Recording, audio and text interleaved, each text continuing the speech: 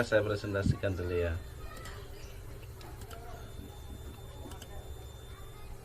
Nih, kelihatan nggak? Kelihatan, Pak. Oke, kita bahas tentang bab aspek fikih, muamalah, terus transaksi ekonomi dalam Islam. Bagaimana penerapannya transaksi ekonomi dalam Islam, terus kerjasama ekonomi dalam Islam. Nah, ini asalnya memahami hukum Islam tentang muamalah. Pengertian muamalah, apa sih muamalah? Itu merupakan bagian dari hukum Islam yang mengatur hubungan antara seseorang dengan orang lain.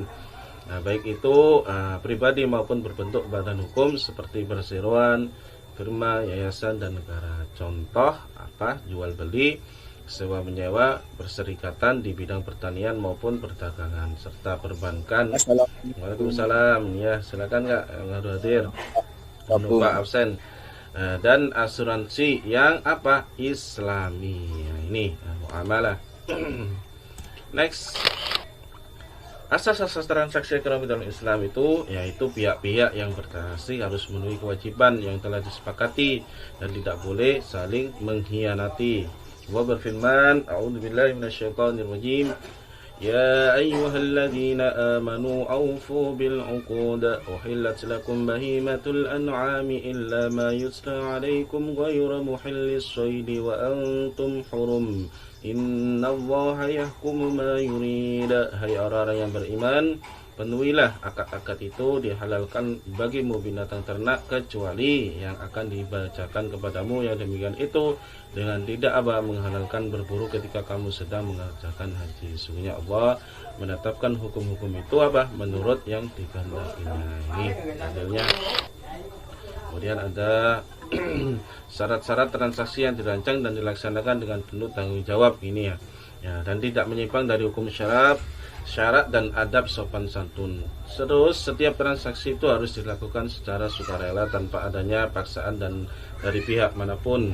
Nah, ini kata Allah di dalam Quran surah An-Nisa juga, orang yang beriman itu janganlah saling memakan harta sesamamu dengan jalan yang batil, kecuali dengan jalan perniagaan yang berlaku suka sama suka rela di antara kamu, dan janganlah kamu membunuh dirimu. Kalau ada transaksi itu jangan sampai ada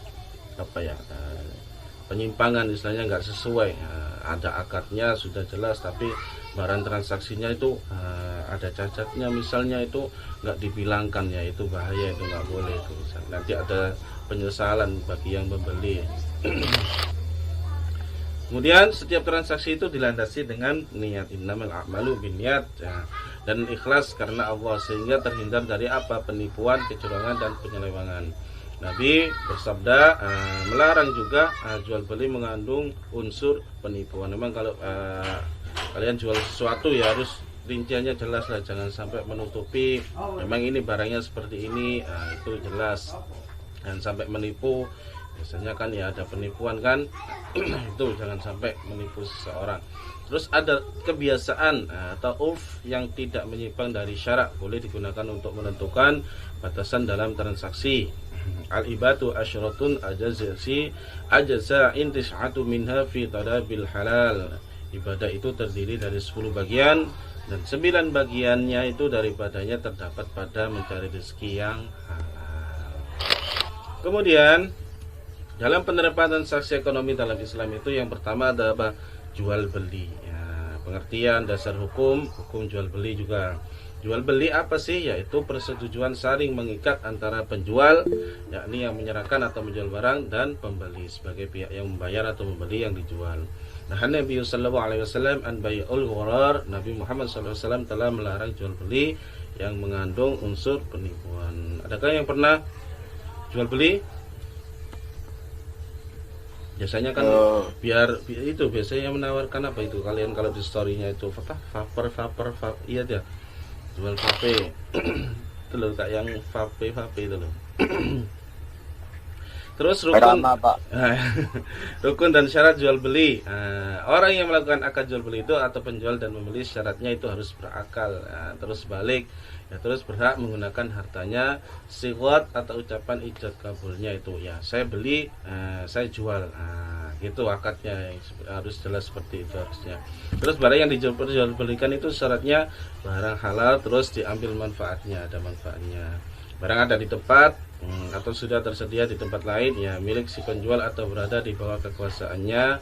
Terus juga zat, bentuk, kadar dan sifatnya itu harus diketahui. Jangan membeli sesuatu nggak tahu barangnya seperti apa ya, ini yang bahaya ini. Beli barang atau nggak ada bentuknya, nggak ada wujudnya, ini yang apa ya, merupakan penipuan juga. Kemudian nilai barang yang dijual yaitu atau berupa uang, syaratnya apa? Harga jual itu harus jelas jumlahnya berapa sih harganya, nominalnya berapa, terus nilai tukar barang itu dapat diserahkan pada saat transaksi.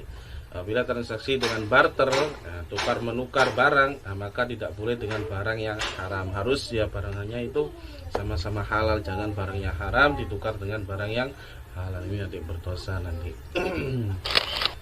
Kemudian khiyar. Apa sih khiyar itu? Itu adalah hak memilih si penjual dan si pembeli untuk meneruskan jual belinya atau membatalkan karena ada sesuatu hal, misal cacat ada barang. Misalnya kalian membeli sesuatu, sudah ada akadnya, terus barangnya itu gak sesuai, kadang ada cacatnya kan. Ini gak dibilangin sama yang penjualnya ini, maka kita boleh khiyar, istilahnya untuk membatalkan. Kasih aku, ini barangnya gak sesuai, itu boleh. Kata Nabi, man aqala khahu bai'an aqala bahu asyratahu yaumal qiyamah. Barang siapa yang rela mencabut jual beli terhadap saudaranya, maka Allah pun akan mencabut kerugiannya di hari kiamat. Jadi kalau jelas-jelas memang takutnya kan sudah membeli barang, sudah dicek tapi ada kelalaiannya apa, ada cacatnya, itu dibawa pulang, loh kok ada cacatnya atau goresannya apa, gimana itu. Ini kan ada nyesal kan biasanya kalau kita membeli barang seperti itu, ada kok nangkono mau langsung tak balik lah, biasanya kan seperti itu. Ini boleh membatalkan atau khiyar, gitu boleh, asalkan ada perjanjiannya jelas di awal. Kalau dalam pembeliannya itu boleh dikembalikan, itu jelas. Terus macam-macam jual beli. Yang pertama jual beli yang sah itu terpenuhi rukun dan syaratnya.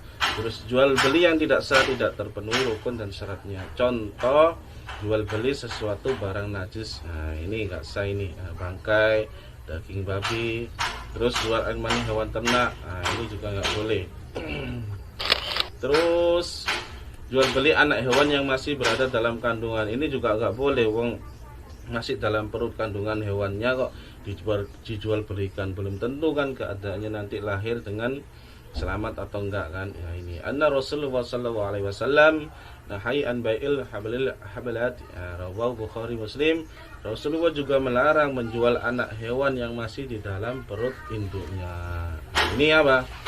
Jual beli ya juga berdosa ini, jual beli yang mengandung kecurangan dan penipuan juga. Kemudian jual beli yang sah tetapi terlarang. Karena apa? Merugikan si penjual, pembeli dan orang lain, terus mempersulit peredarannya barangnya itu, terus merugikan juga bagi kepentingan umum. Contohnya jual beli dengan maksud apa? Untuk ditimbun. Ini juga tak boleh. La yahtahiru illa khati. Ini juga nggak boleh, tidak akan menimbun barang kecuali orang yang salah atau durhaka. Kemudian jual beli najisi, yaitu menawar sesuatu barang dengan maksud untuk mempengaruhi orang lain agar mau membeli barang yang ditawarnya, sedangkan yang menawar barang tersebut adalah teman sendiri penjual. Pernah nggak kalian menemui kak? Misalnya kalian pergi ke sesuatu penjual gitu, ada seseorang itu mesti dekatnya itu kayak mempengaruhi gitu kak. Nawar, ya itu kan ada kan biasanya, nemui kan kalian seperti itu. Padahal itu temannya sendiri, istilahnya sekongkol untuk agar kita itu apa, tertarik untuk membeli barangnya. Tahu kan maksud saya itu? Temannya sendiri ikut nimbrung di situ kayak menjual apa, menawar-nawar gitu akhirnya secara nggak langsung kan kita yang melihat-lihat itu terpengaruh, akhirnya ikut apa, menawar atau membelinya, padahal itu sekongkol dengan si penjualnya. Ini juga nggak boleh dengan cara seperti itu, nggak jujur istilahnya itu ya. Ini namanya najis sih. Terus monopoli, yaitu menimbun barang agar orang lain tidak membeli walaupun barang telah melampaui harga pasarannya. Ini juga dilarang. Nah, contoh-contoh yang apa ya, membeli barang nanti kalau jual pasarannya itu naik, akhirnya dikeluarkan, itu nggak boleh ditimbun seperti itu. Dapat merugikan apa, kepentingan umum juga yang membutuhkan. Kemudian mungkin ada yang ditanyakan sebelumnya. Lanjut. Pak Sugeng. Iya, halo. Hadir. Pak, saya hadir Pak. Oh, Saya iya. hadir Pak tadi ya. Iya, siap. Oke, absen ya. Pak, Ah, iya. saya di kamar mandi dan Oh iya kak, silakan absen kalau belum absen ya. Oke, sudah Pak. siap. Lanjut ya. Simpan pinjam. Ya ini rukun dan syarat utang piutang. Pak, absennya di mana? Di sini tadi. Di classroom nggak, lihat di forumnya itu absensi tanggal 4 Februari. Dicek ya. Ada kok. Tinggal klik hadir, kalau memang izin ya klik izin aja, kalau sakit ya sakit. Ya, rukun dan syarat utang piutang atau simpan pinjam meminjam menurut hukum Islam adalah yang berpiutang dan orang berutang itu syaratnya sudah balik dan berakal sehat. Jangan sampai ya lupa lah istilahnya, utang kok lupa. Nah ini nggak boleh juga, harus dicatat juga ya. Terus yang berpiutang itu tidak meminta pembayaran melebihi pokok piutang. Maksudnya apa sih? Maksudnya jangan sampai sudah jelas utang sekian dan mengembalikan sekian, jangan sampai apa dilebihi, itu namanya apa? Ri? Halo. Ri? Apa kak? Enggak. Iya. Riba. Penambahan kelebihan uangnya itu loh kak ya. Jangan sampai membayar, misalnya saya utang ke Yudis, utang 1 juta, saya belum bisa melunasi, nanti besok nambah loh Pak Sugeng jadi 1.500.000. Wah ini bahaya ini. Nah, ini nggak boleh, padahal akadnya kan nggak seperti itu. Tadi tangi weh. Nah ini yang berpiutang tidak meminta pembayaran lebih. Terus peminjam tidak boleh menunda pembayaran utangnya, ini juga nggak boleh. Khusus wayang bayar engko alah bapak gak ditagih ya, ini juga nggak boleh istilahnya seperti itu. Sama kalian kalau pinjam ke teman atau siapapun itu, kalau memang sudah waktunya bayar jangan ditunda-tunda ya, dosa nanti. Terus hadis tentang orang yang memberi hutang dan peminjam.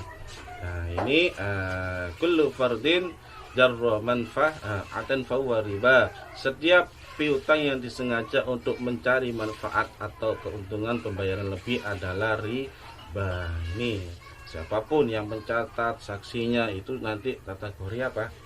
Semuanya berdosa kalau ada ribanya itu.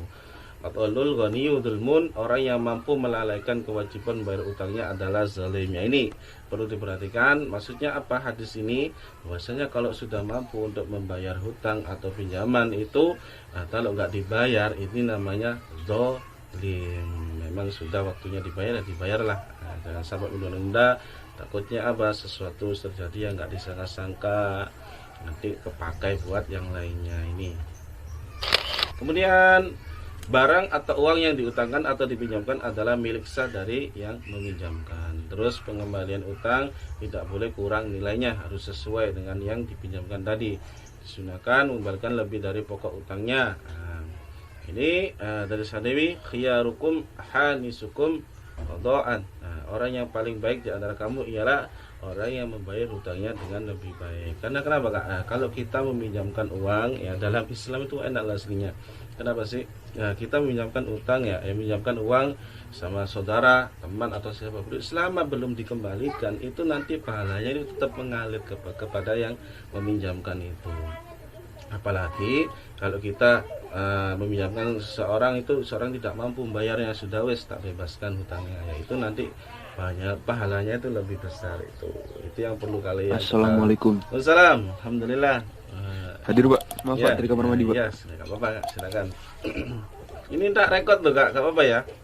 Tak rekam Iya, ini. Nanti tak share di channel saya soalnya biasanya gitu. Siap. Oke. Terus ijarah. Nah, ijarah pengertiannya menurut bahasa ijarah berarti upah. sewa jasa atau imbalan. Menurut mazhab Syafi'i mendefinisikan ijarah itu sebagai transaksi dengan imbalan tertentu.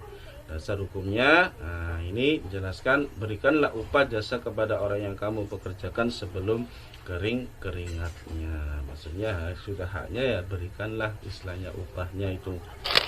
Kemudian, dasar hukum ijarah ini jelas di dalam Quran surat Al-Zukhruf ayat 32 juga. Banyak ini. Ini juga ini di dalam ceritanya itu kisahnya Nabi Musa yang suruh bekerja ini karena punya orang yang baik dan kamu ambil istilahnya orang yang kuat lagi dipercaya ini ceritanya ini. Kemudian macam-macam ijarah yang bersifat manfaat seperti apa sih? Nah, ini seperti sewa menyewa rumah, toko, kendaraan, dan aneka busana lainnya. Terus ijarah yang bersifat pekerjaan itu dengan cara apa? Ya, memperkerjakan seseorang untuk melakukan satu pekerjaan seperti membantu rumah tangga, buruh bangunan atau kuli kan, tukang jahit dan tukang sepatu itu. Imbalannya apa? Ya, kita memberikan upah atas dia menyelesaikan pekerjaannya. Ini ijarah ada sifatnya juga kan, ada sifatnya manfaat, ada sifat pekerjaan juga. Kemudian rukun dan syaratnya apa saja? Rukun ijarah itu juga harus orang yang berakal. Terus sewa atau imbalan, terus manfaat, sigotnya atau ijab kabulnya juga harus jelas. Kemudian syaratnya apa? Kedua orang yang bertransaksi balik dan berakal, sehat. Harus jelaskan misalnya kan sewanya berapa sih nyewanya, jelaskan itu akadnya. Terus kedua belah pihak itu bertransaksi dengan kerelaan. Kondisi barangnya diketahui dan bermanfaat bagi yang menyewa. Dan objek ijarah itu bisa diserahkan dan dipergunakan secara langsung dan tidak cacat. Terus objek ijarah itu apa? Merupakan sesuatu yang dihalalkan syara, istilahnya dibolehkan dan halal juga. Rukun dan syarat ijarah juga yang keenam yaitu hak yang disewakan tidak termasuk suatu kewajiban bagi penyewa. Terus objek ijarah adalah sesuatu yang biasanya itu yang disewakan itu apa? Yaitu objeknya. Terus upah sewa dalam transaksi ijarah harus jelas berapa upahnya, nyewanya berapa, satu hari, itu jelas. Biasanya kayak rental kan juga apa menyewakan ya, seperti itu kan jelas hitungannya berapa hari harus membayar kalau kita menyewa barangnya atau wujudnya itu. Terus sifat akad dan transaksi ijarah itu apa? Jumhur ulama itu berpendapat bahwa akad atau transaksi ijarah itu bersifat mengikat kecuali ada cacat atau barang tersebut tidak dimanfaatkan. Karena bersifat mengikat, ya kematian salah satu pihak yang menyewakan atau penyewa itu tidak membatalkan ijarah. Ya, manfaat dari sewa menyewa itu termasuk harta yang bisa diwariskan. Next, tanggung jawab orang yang diupah atau digaji. Ijarah yang berupa pekerjaan, apabila orang yang dipekerjakan itu bersifat pribadi, maka seluruh pekerjaan yang ditentukan untuk dikerjakan menjadi tanggung jawabnya.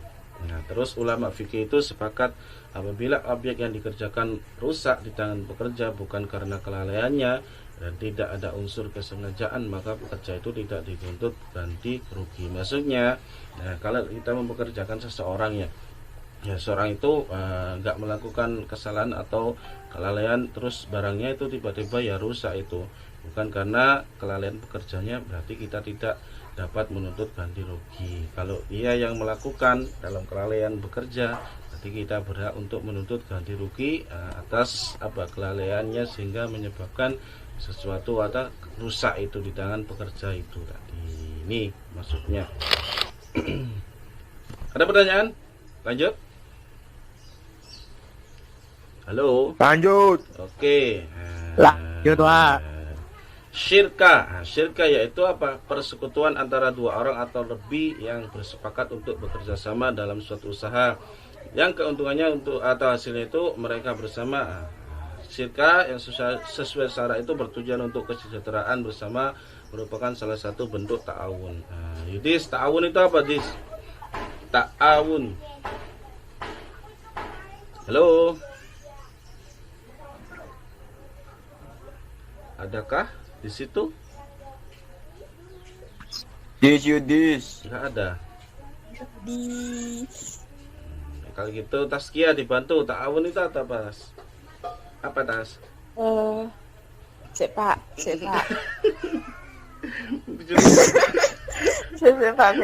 Pak. Padahal sudah Pak, HP ku itu sudah kelihatan loh Kak, itu loh di monitor di ta'awun itu apa? Wa ta'awanu 'alal birri wat taqwa, apa Kak?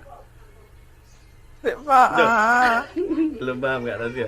Itu loh Kak yang di ayatnya itu. Wa ta'awun. Apa Malah artinya? itu tak pakai.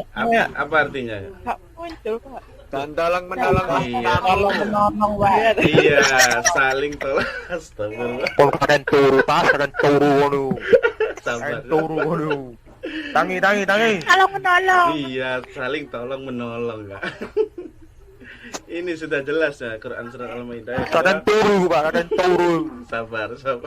Sudah bangun ke anaknya ini. Wa ta'awanu 'alal birri wat taqwa wa la ta'awanu 'alal ismi wal udwan. Nah, ini maksudnya Pak ya, saling tolong menolong kamu dalam kebaikan dan takwa. Janganlah menolong saling tolong menolong dalam berbuat dosa dan pelanggaran. Ta'awun ini wa ta'awanu itu saling tolong menolong. Understand? Tazkiyah? Fahim tuh? Yes. Mbak. Oke. Menolong. Ya. Menolong. Bukan. Sirka yang sesuai dengan syarat. Sirka tersebut dilaksanakan dengan niat ikhlas karena Allah Ta'ala, yaitu apa? Sabar, tawakal, dan jujur. Terus saling percaya antara sesama anggota syarikatnya. Terus bersih dari unsur-unsur kecurangan ataupun penipuan. Ini yang di zaman now ini ya agak sulit kalau apa ya kerjasama itu. Yang kayak kemarin itu saya lihat di medsos itu ternyata yang apa ya perampokan itu karyawan sendiri istilahnya itu. Ini ada kita sekarang itu kerjasama ya, tapi untuk mencari keuntungannya itu lewat penipuan.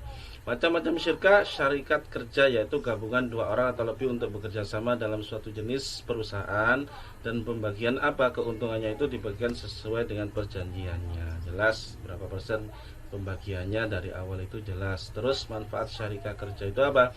Agar menjalin hubungan persaudaraan, terus memenuhi kebutuhan dan meningkatkan kesejahteraan pula, terus menyelesaikan pekerjaan besar bersama untuk kepentingan umat manusia dan melahirkan kemajuan dalam berbagai bidang atau segala bidang. Kebanyakan ini. Sekarang mudarabah atau qirat. Apa sih mudarabah itu? Mudarabah yaitu pemberian modal atau pemilik modal kepada seseorang yang akan memperdagangkan modalnya itu dengan ketentuan bahwa untung rugi ditanggung bersama sesuai dengan perjanjian. Istilahnya apa? Nah, contoh kayak punya apa ya, saham, nanti yang menjalankan siapa, nanti keuntungannya dibagi bersama sesuai dengan perjanjian, ruginya juga ditanggung bersama. Cuma apa ya, yang menjalankan itu orang lain, seseorang yang dipercaya tadi. Terus hukum mudarabah adalah mubah atau boleh sesuai dengan firman Allah ya ini tadi, wa ta'awanu 'alal birri wat taqwa, tolong menolong dalam kebaikan dan takwa. Sekarang rukunnya apa sih? Mukrid yaitu yang memiliki modal, terus yang mutakrid yaitu menjalankan modal. Jadi ada dua orang yang pemilik dan menjalankannya. Terus balik, berakal sehat dan jujur.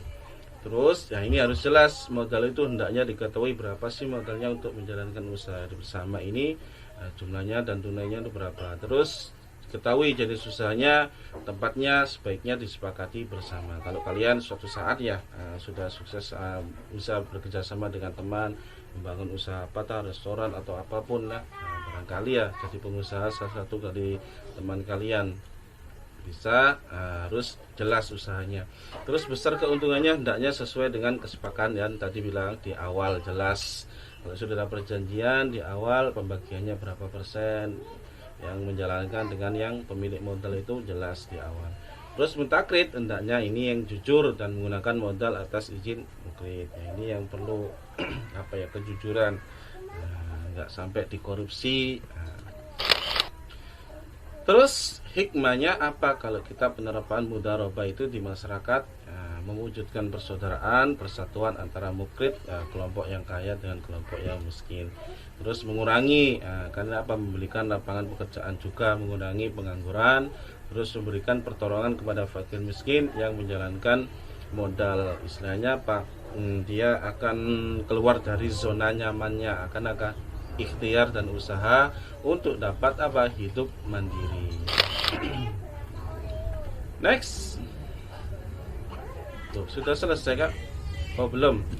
Muzara'ah, mukhabarah dan musaqah. Muzara'ah dan mukhabarah. Muzara'ah adalah paruan hasil sawah. Ya ini kalau yang mempunyai sawah bisa untuk bekerja sama antara pemilik dan penggarap. Penggarap benihnya ini dari pemiliknya. Jika benihnya dari penggarap disebut mukhabarah. Terus muzara'ah dan mukhabarah ini merupakan kerjasama yang di bidang pertanian yang diperbolehkan dalam Islam. Kalau punya sawah nggak bisa garap, wis ngongkon uang ae wis tak garap no ini nanti bagi hasil. Ya ini. Terus sesuai dengan syarat dan pelaksanaan itu tidak ada unsur kecurangan dan pemaksaan, boleh istilahnya kan tidak punya sawahnya tapi digarapkan orang lain, nanti juga kita dapat bagiannya, hasilnya juga. Sekarang menentok kan enak istilahnya, dapat hasil gitu. Terus rukun dalam muzara'ah dan mukhabarah itu kedua pihak juga harus saling balik. Sudah balik maksudnya berakal sehat dan amanah. Sawah yang digarap itu betul-betul milik orang yang menyerahkan sawahnya untuk digarap. Terus hendaknya ditentukan berapa lama masa penggarapannya. Terus besarnya paruan antara kedua belah pihak itu ditentukan berdasarkan musyawarah kesepakatan bersama antara keduanya. Terus juga hendaknya menaati ketentuan yang telah disepakati, jangan sampai ada kecurangan antara kesepakatan bersama tadi.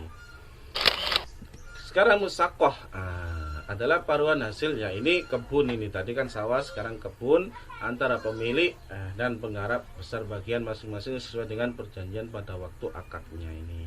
An Ibni Umar radhiyallahu anhu anna Nabi sallallahu alaihi wasallam amala ahlal khaira bi syartin ma yakhruju minha min thamarin aw zar'in. Rawahu Muslim. Dari Ibnu Umar, ini ada cerita bahwasanya Nabi itu menyerahkan kebun miliknya kepada penduduk Khaybar agar dipelihara oleh mereka dengan perjanjian mereka akan diberi sebagian dari hasilnya, baik dari buah-buahnya atau hasil tanamannya. Ini jelas Nabi menyerahkan kebunnya untuk pelihara atau digarap oleh orang-orang penduduk Khaybar. Terus janjiannya akan diberikan sebagian hasilnya, baik dari hasil buah-buahnya maupun tanamannya. Ini perjanjian jelas. Nabi memberikan hak untuk menggarapnya atau dipelihara. Manfaatnya apa sih dari muzara'ah dan mukharabah dan musaqah ini? Manfaatnya ini banyak, mewujudkan ta'awun, tolong menolong antara pemilik tanah dan penggarap. Terus juga bisa menghilangkan pengangguran, memelihara dan meningkatkan kesuburan tanah pertanian, juga mencegah terjadinya hal-hal lahan kritis, juga melihara, meningkatkan dan melestarikan keindahan alam. Next, lanjut ya, sistem perbankan yang islami. Sistem perbankan yang islami maksudnya adalah sistem yang sesuai dengan ajaran Islam yang bersumber dari Al-Quran dan hadis. Bank Islam adalah lembaga keuangan yang usaha pokoknya itu memberikan kredit dan jasa-jasa lain dalam lalu lintas pembayaran serta peredaran uang yang pengoperasiannya itu disesuaikan dengan prinsip syariat Islam. Makanya dulu itu ada bank bank konvensional dan bank syariat Islam itu ada. Terus ada bank yang sekarang kan banyak ini yang berislam itu, bank PSM, bank syariat Mandiri, bank syariat BNI juga ada kan maksudnya. Kita klik sejarahnya ini dulu. Mesir itu perkembangan dunia perkembangan Islam ya. Mesir itu mendirikan Bank Islam, Bank Nasional Nasser tahun waktu itu 1971. Dubai, Bank Islam Dubai pada tahun 1975. Ini bank-bank Islam ini, bank-bank syariat Islam. Terus Jeddah, Saudi Arabia Islamic Development Bank yang didukung oleh 40 negara muslim tanggal 20 Oktober 1975. Terus Indonesia juga ada Bank Islam di Indonesia, itu didirikan atas prakarsa Majelis Ulama Indonesia, diberi nama Bank Muamalat Indonesia. Ini bank satu-satunya pertama yang dulu itu dibuat, namanya Bank Muamalat, beroperasi 1 Mei 1992. Kalian pernah ke Darmo nggak? Tahu kan itu ada Bank Muamalat itu loh. Ada yang tahu?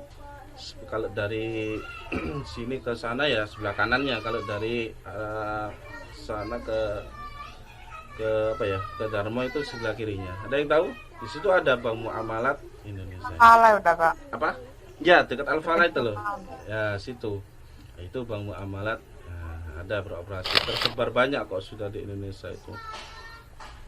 Terus asuransi dalam Islam, menurut bahasa asuransi itu pertanggungan at-takmin, sedangkan menurut istilah yaitu akad atau perjanjian antara penanggung perusahaan asuransi dan mempertanggungan sesuatu atau peserta perusahaan asuransi. Ya, ini munculnya pada abad ke-14. Nah, terus ulama fikih itu sepakat bahwa asuransi itu dibolehkan dengan catatan apa? Cara kerja itu sesuai dengan ajaran Islam, yaitu ditegakkan prinsip keadilan, dihilangkannya unsur untung-untungan, terus perampasan hak dan kezaliman serta bersih dari riba. Ini diperbolehkan lah asuransi. Tapi kalau saya dulu pernah sih ikut di asuransi itu, kadang nggak enak, apa ya, kita menawarkan asuransi jiwa ya, oh, aku kurung mati kok mau tahu nih, itu gak enak. Kadang dulu itu pernah saya ikut asuransi itu, Bumi Asih Jaya itu waktu 2000 berapa itu. Nah, padahal ada juga kan bukan asuransi jiwa saja, ada asuransi apa ya, pendidikan juga. Nah, itu. Tapi tergantung orangnya sih mau apa enggak dalam ikut asuransi. Padahal diperbolehkan. Nah, asalnya dengan catatan jangan sampai apa, ada unsur untung-untungan, perampasan hak dan kezaliman serta bersih dari riba. Ini boleh. Oke ya, prinsip asuransi Islam itu apa? Yaitu saling tolong menolong. Wa ta'awanu 'alal birri wat taqwa wa la ta'awanu 'alal itsmi wal 'udwan. Ini